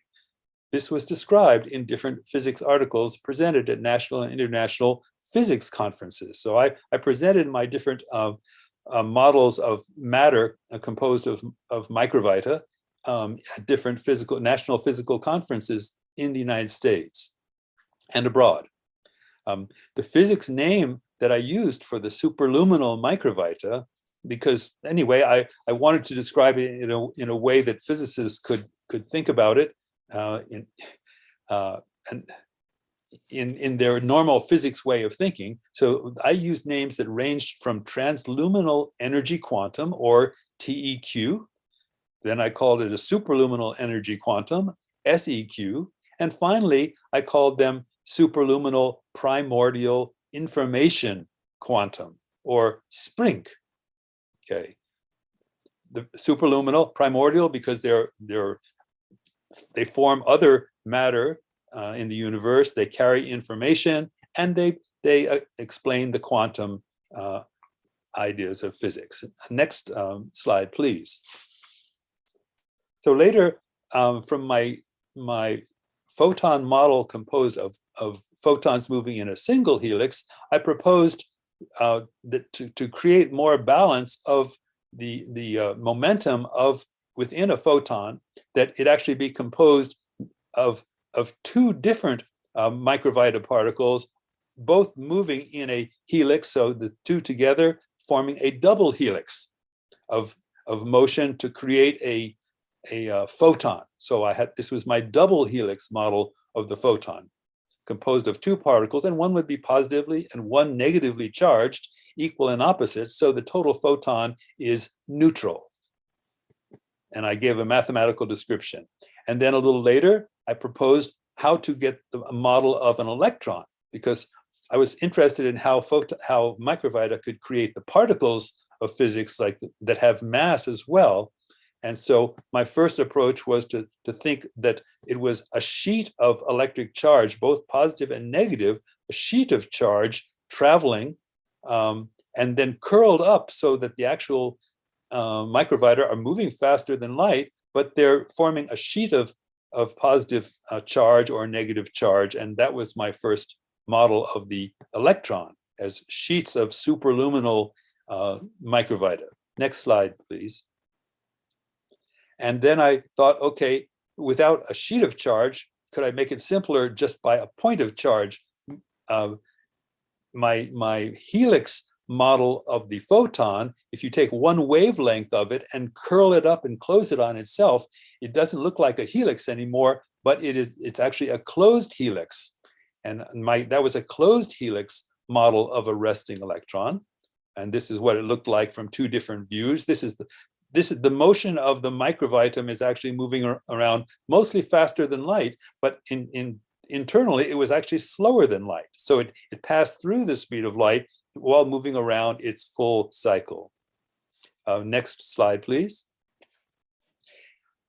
Now, thinking about electrons as being composed of a closed helix got me thinking, well, I had read that the universe could have been formed from either a one or a few particles, quantum particles, and it was George Lemaitre, who's called the father of the Big Bang. He proposed that the Big Bang itself was produced possibly by a single quantum of matter then exploding. And so based on that idea, I proposed that there could have been a single quantum particle of the universe, which was a microvitum moving in a closed helix. And that became my cosmic quantum model of the universe just before the Big Bang started. It could have been started by a single, very energetic microvitum moving in a closed helix pattern. Next slide, please. Well, this just shows how I analyzed the internal structure of an electron that was going at relativistic velocities. That is very, very fast, but less than the speed of light. I analyzed it into its forward motion and its rotational motion. And the gamma, you can see that relates to the relativity property that comes into objects that are moving near the speed of light. Next slide, please. So I developed a model of the electron, which could be moving very close to the speed of light at very highly relativistic velocities. Here it is moving at rest, an electron at rest, but the microvitum is moving around superluminally within the electron model. Okay, now next. So here's my double helix photon model, but a photon can actually, in certain circumstances, when it hits a nucleus or passes near a nucleus, it can produce an electron and a positron. So here's my electron model, and here's a positron model, which is also composed of a microvitum and moving off at relatively slow speeds. So the shape is still like a donut. That is like that's the surface that the microvitum moves along, is a torus, the closed helix. Next slide, please. But when the electron becomes very, very fast, that torus or donut shape shrinks down in size mathematically and forms a more like a spherical surface. And here's the microvitum moving around the spherical surface of this relativistic electron moving faster, but near to the speed of light. Here's the superluminal motion of the, I called it the Sprink particle, superluminal primordial information quantum, along the surface of a sphere. And next slide, please. So here I'm just saying how the name of the Sprink developed as a point-like quantum particle that generates quantum information waves, which account for the quantum wave particle duality. My time is becoming short, but I hope this PowerPoint will be made available to people later. Let's go to the next slide, please. So Microvita cosmology and neo-humanism, I'm trying to show how that they're, and very briefly, how they're all related. P.R. Sarkar's cycle of theory of cosmology adds a spiritual dimension to cosmology that is lacking in the Big Bang and steady state theories. Microvita may compose the fundamental particles of the universe. Cosmic evolution utilizes microvita to evolve bodies and minds of the simplest living beings up to the stage of human beings. Neo-humanism recognizes the value and importance of all matter, life, and minds in the cosmic cycle of creation, evolution, and spiritual progress towards the goal of life, which is oneness with the unqualified supreme consciousness from which all life came. And in my view, science and spirituality are completely compatible with the introduction of microvita into the cosmic cycle of creation. Next slide. So you have time, so you may please take more time. We have enough time. No. Oh, I think I'm almost done. Maybe I think I'm coming to my footnotes. No, we have enough time, sir. You can take your time. All right, well, yeah. Let's see. So let's back up one slide then to just what I wasn't able to go through. If you could go back one slide. This one? Yeah, to the earlier one. Oh no, well, let's see. No, I guess it's this one. Sprink. The Sprink. Yeah, so let me say a little bit more about it. Thank you. Yeah, so it's a point-like quantum particle. Now, this is what I call a Sprink. Basically, now I think that the Sprink is a microvitum, and my work about modeling particles developed from my idea that microvita create the physical particles. But the Sprink gives the concept that a quantum of particle means it's not just a wave, but like in quantum physics, particles are both wave-like and particle-like. And so the superluminal energy quantum is more fundamental than any particular physical particle like photons or protons or electrons. And so that's why I called them primordial as well, because if the universe was created first and microvita create the matter in the universe with the help of energy, then microvita would be more primordial than the particles themselves. And just to mention, Sri P.R. Sarkar's last discourse compiled about Microvita is called Cosmology and Microvita, where in this, it was a really innovative discourse. He said that the fundamental entities of cosmology are microvita and energy, that comes before everything else. And microvita and energy working together create the matter of the universe, and then it creates the mind and the life. So, but the fundamental entities before all other physical particles are microvita. They give matter its mass and its other properties. So the superluminal energy quantum, it physically embodies and transmits information about the fundamental particles. Physicists don't know how electrons are formed. They're a mystery. They know they have these properties like spin and mass and charge, but no one knows what an electron looks like. And how can it be both point-like and have a spin? How can a point spin? So it's a mystery, which still physicists work with electrons without knowing exactly what they are. So according to the microvita theory, microvita create electrons and all fundamental physical particles. So microvita are more fundamental than the particles of physics.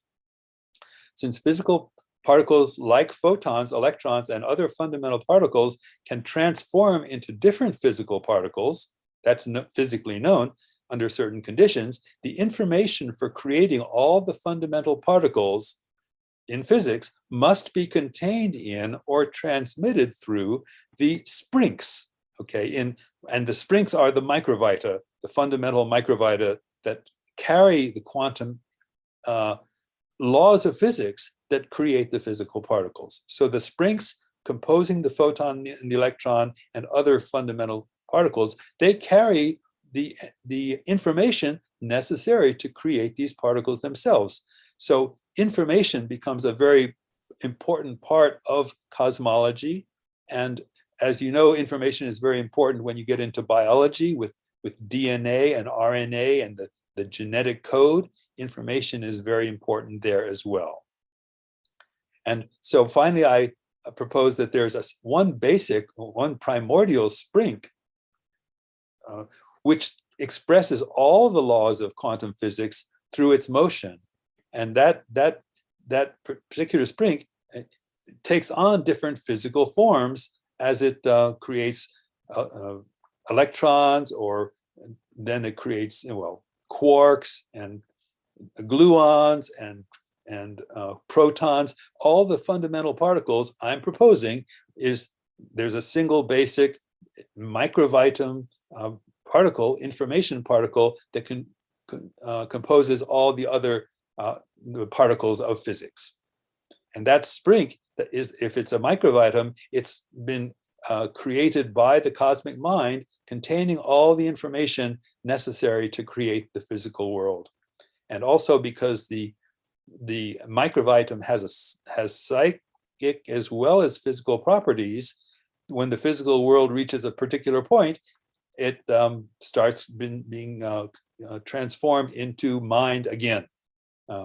Chitanu, particles of mind, and that those combine to form the simplest life, and that evolves into a more complex life, into finally human beings with their first undeveloped minds and then their developed minds. And microvita, remember, they're not only one type of, there's in physical microvita, that's one type of microvita, but there are also other subtle level types of microvita, the ones that are psychophysical, psychic and psycho-spiritual microvita as well. So they continue to help the evolutionary process of the universe towards individually, it's that each developed human being will finally attain oneness with the supreme consciousness. And that closes the circle of the cosmic cycle of creation. Of course, the cosmic cycle of creation goes on forever. So there's not only one big bang, that evolutionary process of the cycle continues indefinitely. Well, thank you so much for this opportunity to propose these ideas. I hope they'll be taken just as initial ideas, and that people can think how to improve and modify them as they do their own microvita research. So thank you very much, and namaskar.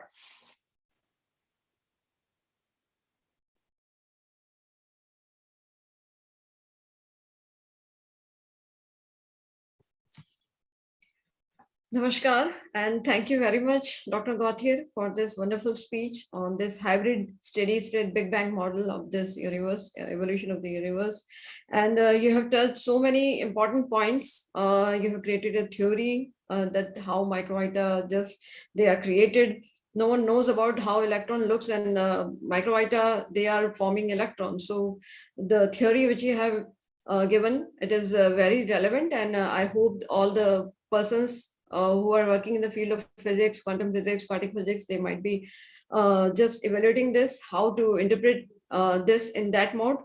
And another thing that you have accepted our request, and just on the first email, and also for giving this at this early morning time there. So it is our heartfelt thanks to you for inviting for accepting the invitation. And now I think this is the time for question and answer sessions. So participants may please type your questions in the chat box, and also we have questions in this chat box also, and also in the YouTube chat box. So first, I will take the question from the YouTube chat box. The question here is from Devesh, that what techniques apart from Dhyan can be practiced and promoted for liberation of intellect? So I think this question might be taken up by Dr. Verma.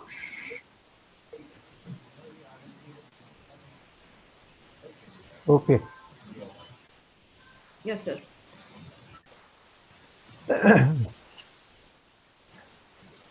Now, Dhyan is a one part of taking care in liberation of intellect, as told by Aravanji.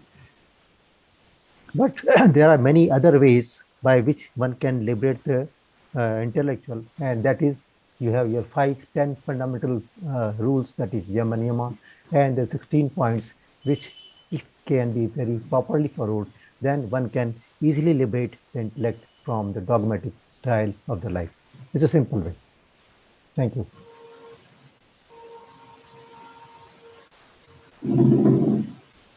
Thank you.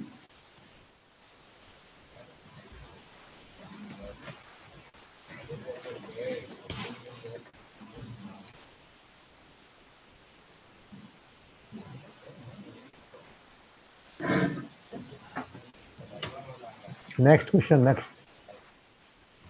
next. Yes. Now I'm going to take another question from the Zoom chat box. It is from Chandrika ji. She's saying that according to Big Bang scheme, 3 circles long ago, until smallest part of second. What are those pictures of the 3 circles? Jada's foot on the end of the circle of creation. Can you see this as the rebirth of the universe, like reincarnation? The first question is by Dr. Gauthier. I think you can take this question.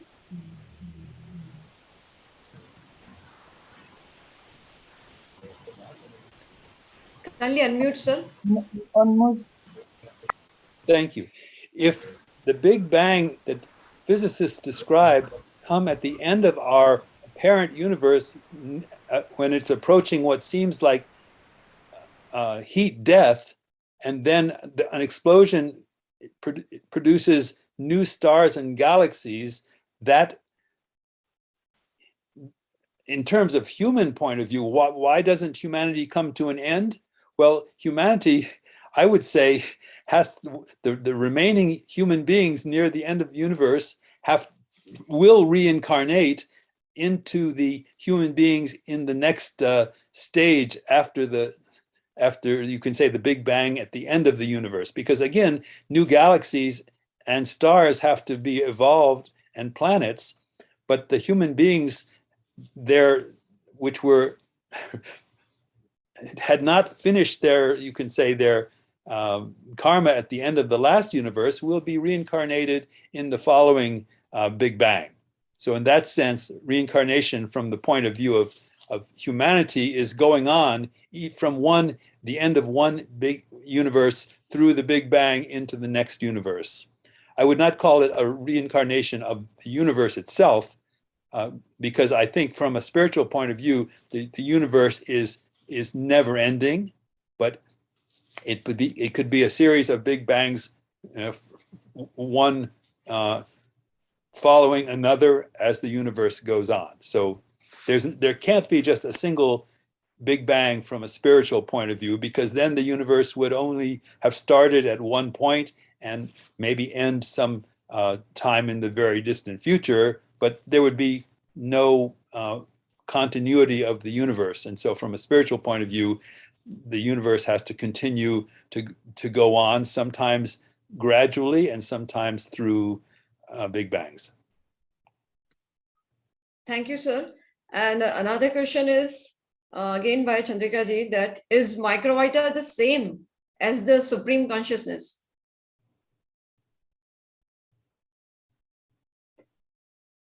Dr. Gauthier? Oh, no, it's not. Because the Supreme Consciousness is, first of all, it starts out as unqualified, meaning non-qualified, non-expressed, but pure potentiality. And even when it's expressed, the consciousness aspect is beyond the orbit of Microvita. Microvita can only exist in the psychic and physical planes of the cosmic mind, and they don't reach up to the spiritual level. So Microvita are definitely not the same as Supreme Consciousness. Right, thank you, sir. And another question is by Dr. Shruti Tandon for Shri Hararanji, that in this competitive world, how to escape from negative emotions? First of all, my simple answer would be to focus on positive energy and positive emotions. And positive emotions can be generated by positive thoughts. And since Microvita travels through ideas, so positive ideas, positive thoughts will definitely generate more positive Microvita and create the balance. As Dr. Verma has explained in his presentation, that if the number of negative Microvita increases, it has to be counterbalanced by increasing the number of positive Microvita. So there is a lot of influx of negative Microvita through the materialistic streams of thought and modes of life. So we have to consciously develop a culture of focusing on those areas where we can help creation of more and more positive Microvita. So it's a multilateral approach through good books, good time, good music, meditation, and then creative thought, which is benevolent and blissful in nature.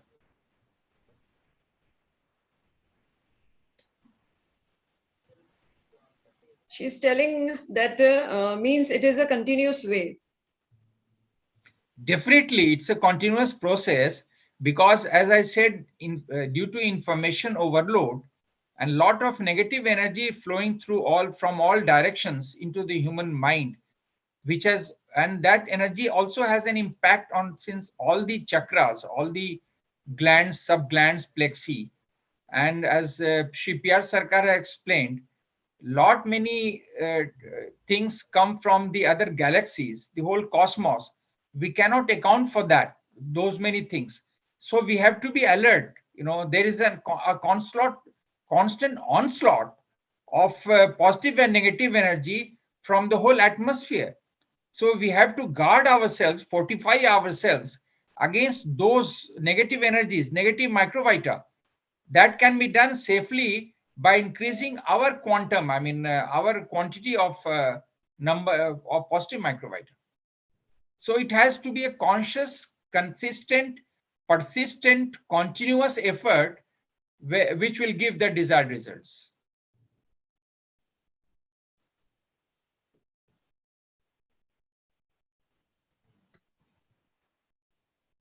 Yes, thank you very much, sir. Thank you. Yeah, she's writing that we try and later we regret, but so we will try more. Yes, we have to try more because it's a continuous process. Thank you very much, sir. Thank you. And I think Acharya Abhiramananji Abdhutji, he has also joined with us. I may ask him to unmute.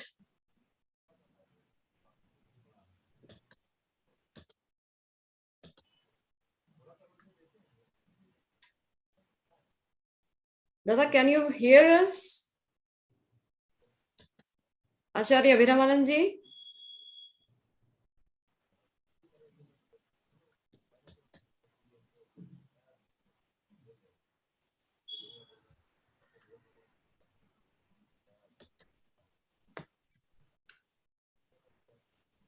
I think. Hello. Yeah, namaskar, Dada. Namaskar, namaskar. How are you? Was fine, Dada. Thank you very much for joining us. Just I was confused a little bit. It was the 6 o'clock time. It might be, and here would be 7:30. So what is the time exactly? 3:30 in India time? Yes, sir. Yes, 3:30 at Indian time. IST. Yeah. That's no problem. Program was successfully over or conducted. Now it's over right now. It's about to finish now, but Dada, I will like that you grace this occasion also with your speech, with your blessings. Yeah, yes. So it is my great honor and pleasure and privilege the part of this program. Today is on the occasion of the Microbiota Day, and Dr. S.K. Burma is hosting this program. I'm glad. Always is very passionate, positive, and very dedicated for Microbiota particularly. Since many years I have had work with him. It is the great understanding and research in the field of Microbiota in medicines. And you also, Sister Bartika. So I think the guests today who are here and delegates, and Sri Harananji also, is the respected Margi amongst the whole Margi community.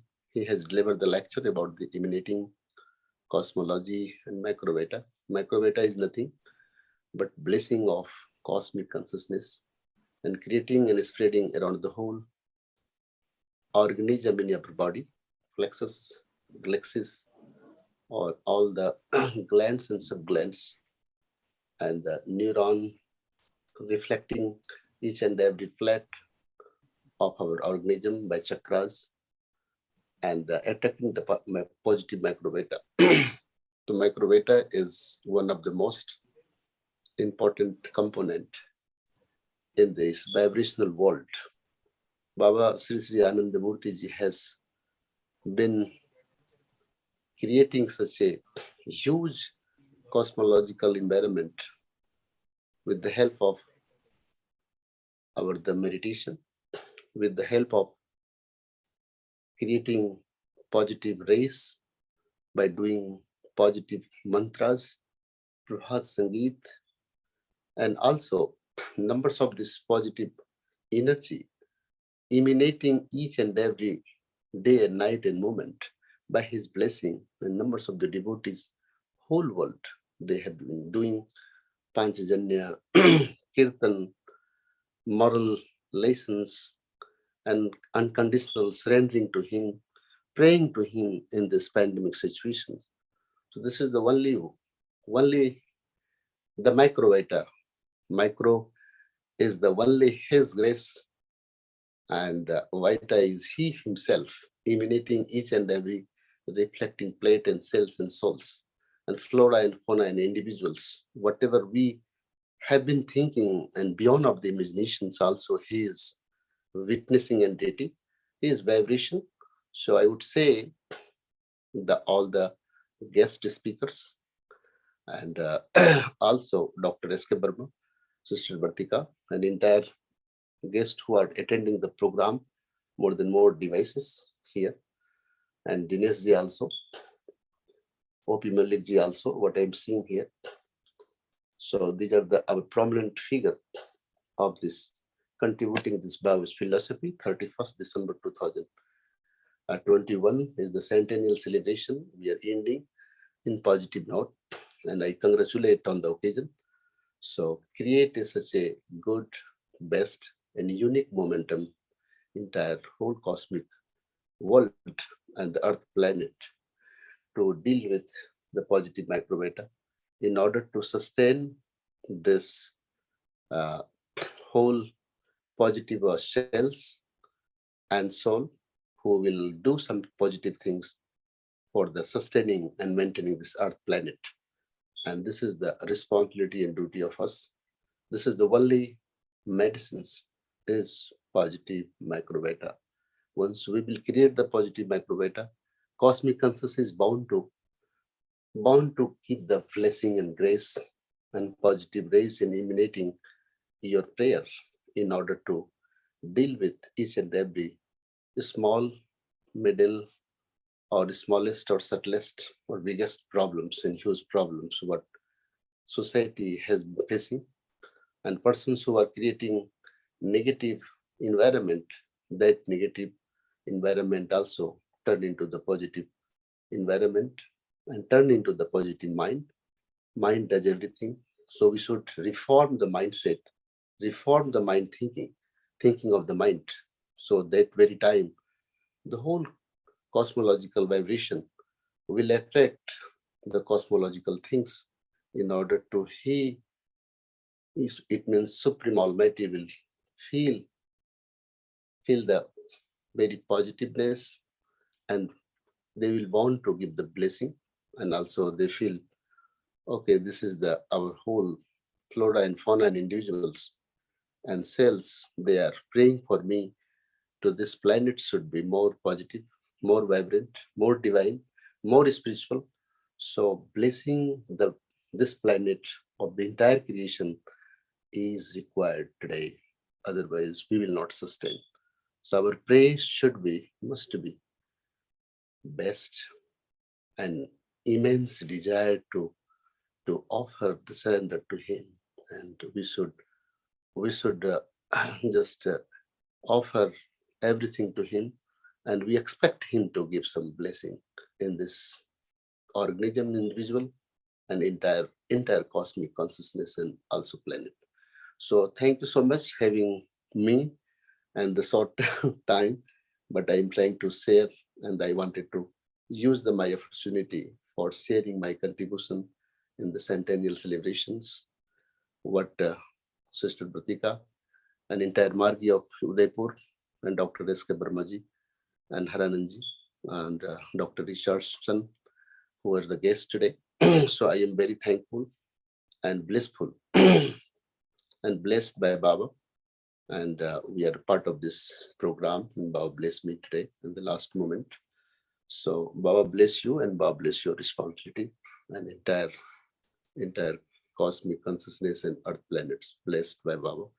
So I wish all the best. Thank you so much for having me. Namaskar.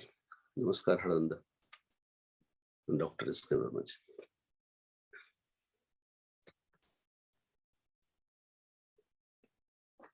Thank you very much, Dada, for this positive blessings to all of us. And really, the surrender to Him is the only resolution for this coming year.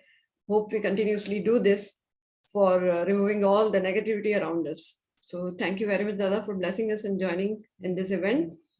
And I'm getting some more questions, but now it's time. Time is just shooting up. So I will now invite Dr. Kailash Chaudhary, sir, for extending a vote of thanks to all the participants and all the speakers. Over to Dr. Kailash ji.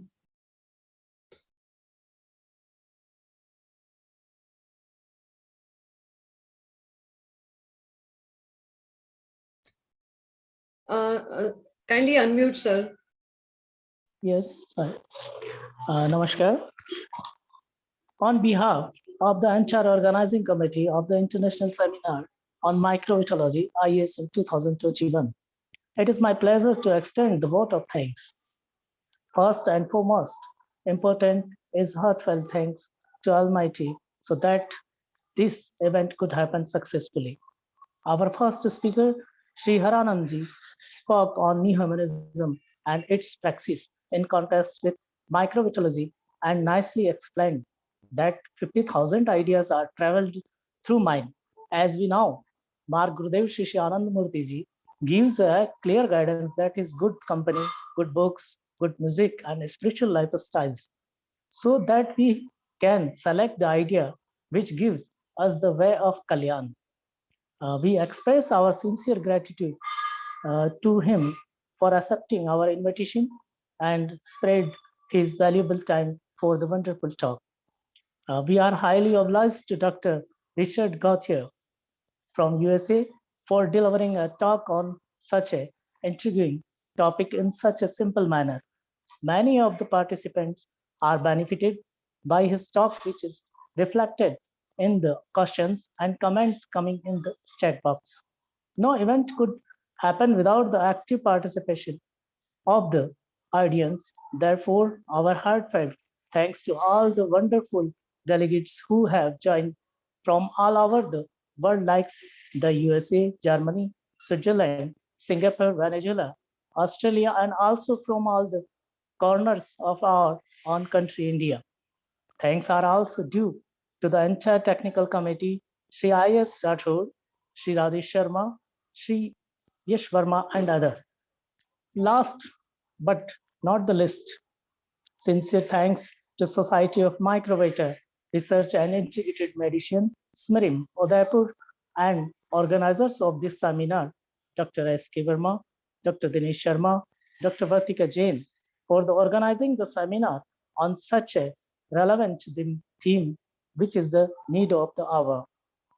Sarv Bhavantu Sukhina, Sarv Santu Niramaya, Sarv Bhadrani Pashyantu, Kaschit Dukha Bhagya Bhavi. Thank you. Namaskar.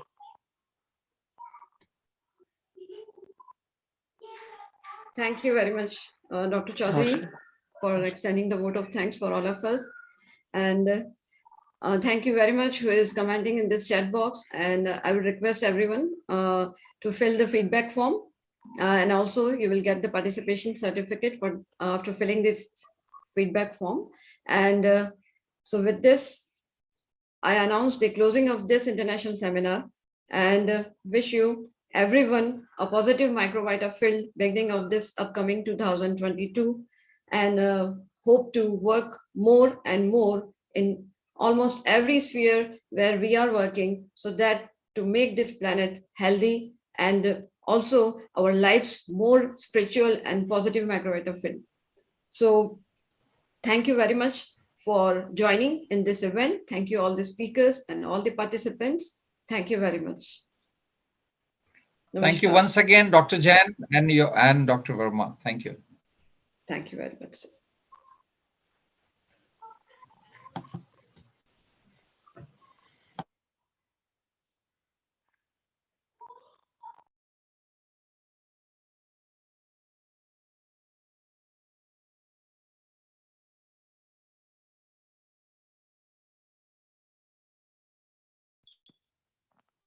जी धीरज जी सब ठीक है?